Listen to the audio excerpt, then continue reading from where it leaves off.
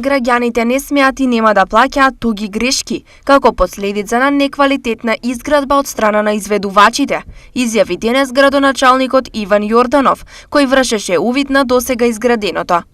Граѓаните не смеат да ја плаќаат оваа грешка, затоа како што напоменав, овраска на изведувачите е да гарантираат за квалитетот и секаде онаму каде што ќе се констатира неквалитет, на нивен трошок ќе мора да го санираат. Ние како локална самоуправа имаме неколку механизми кои што ни стојат на располагање, а тоа е активирање на банкарска гаранција,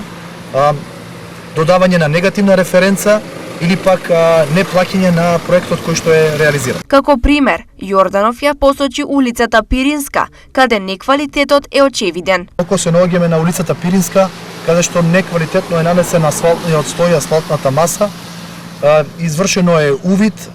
и со записник од страна на надзор ќе се достави до изведувачот извештај кој што ќе има врска да ја